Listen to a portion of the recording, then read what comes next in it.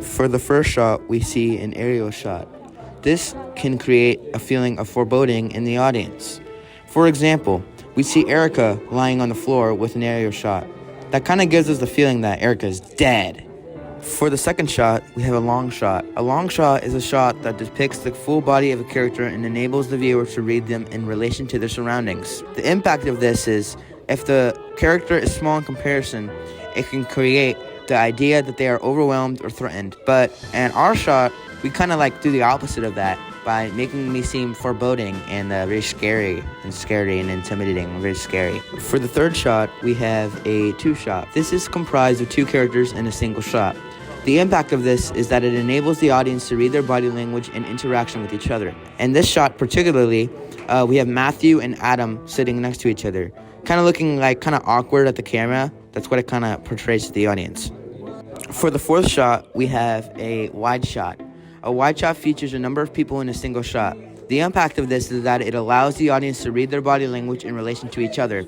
In this shot, we can see Erica and Adam trying to have a conversation while Frank in the background is trying to get their attention.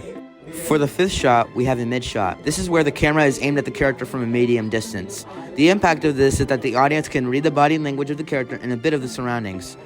You can see Frank, kind of going crazy, and you can see his wings in the background. For the sixth shot, we have a close-up shot.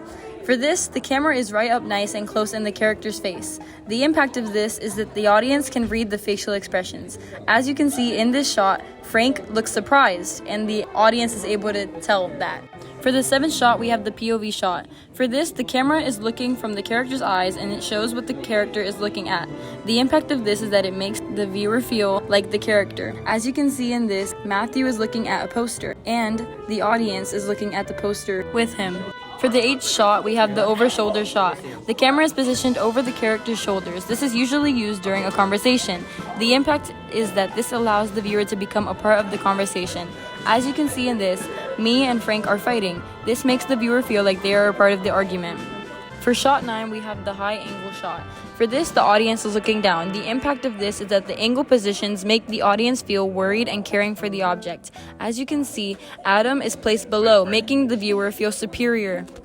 Shot 9 is the Dutch angle. This is when the camera is tilted to one side.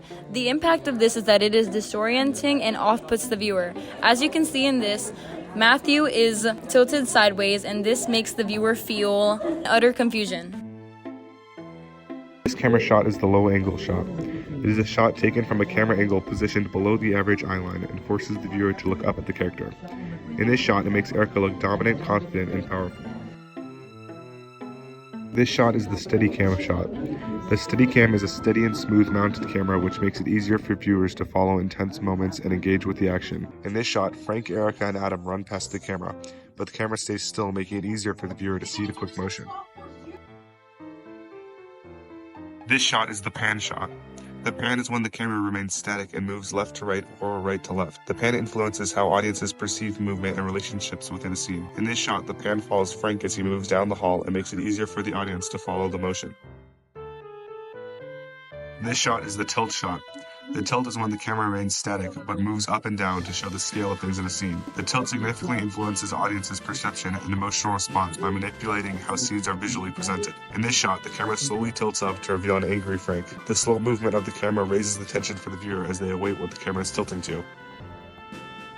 Alright, so for the 15th shot, we have the tracking shot. The camera runs with the character and follows them. The impact is it makes anticipation and suspense. As you can see, Matthew is walking around the corner. We don't know what's around that corner. So, shot number 16, handheld. The camera is held in the camera operator's hands, as opposed to being mounted on a tripod or base. The impact? The use of a handheld can bring the audience into the scene by representing a character's point of view or impose a voyeuristic feel from an outside perspective. It also gives a documentary feel. As you can see, Frank is a celebrity and is being followed by paparazzi. Shot number 17, the zoom. Camera brings the object closer to the audience by adjusting the lens rather than the camera position itself. The impact? A zoom allows us to redirect and focus our audience's attention within a single shot. As you can see, the camera is zooming in on Erica. Shot number 18, reverse zoom. Camera zooms in and back out on a character. The impact creates a dramatic effect for shock and disbelief. As you can see, Adam is being zoomed out on.